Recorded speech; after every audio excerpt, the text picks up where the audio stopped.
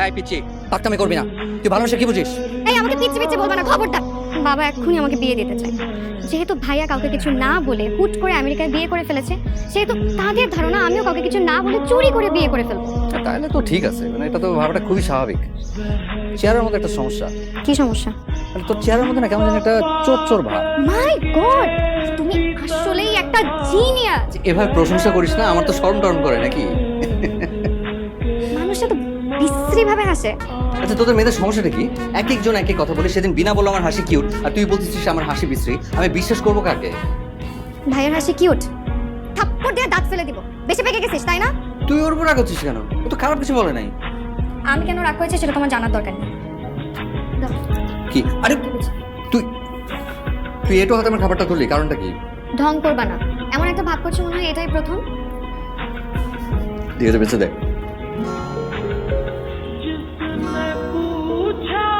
তুমি অনেক নরম মনের মানুষ তাই না? আমি বলতে পারিস আমার সব রাগটা তেমন একটা নাই, বুঝছিস? মা আমাকে কি বলে জানিস? বলে আমি নাকি একটা ভাদা মাছ। যেহেতু তোমার মন অনেক নরম, তাহলে এক কাজ করি, বাবাকে যেয়ে বলি আমি তোমাকে বিয়ে করবো। একটা থাবড়া দিয়ে সবটা দাঁত ফেলে দিব। ফাজিল কোথাকার। আমার রাগ সম্পর্কে তোর কোনো ধারণা আছে?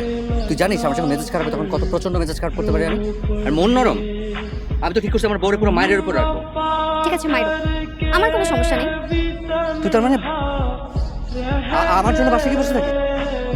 তাই তো বলি, যেখানে আজকালকার ছেলেমেয়েরা বাইরের খাবার খেয়ে অভ্যস্ত, আর সেখানে উনি বলেন যে বাড়ির খাবার তো সহ্যই হয় না, খালা খিদে পেয়েছে খেতে দাও। তুই তো ডেঞ্জারাস মেয়ে। হ্যাঁ আমি ডেঞ্জারাস মেয়ে, আর এই ডেঞ্জারাস মেয়েটা তোমাকে ডেঞ্জারাস লেভেলের ভালোবাসে। এই পিচ্ছি পাকতামি করবি না। তুই ভালোবাসা কি বুঝিস? এই আমাকে পিচ্ছি পিচ্ছি বলবা না, খবরদার।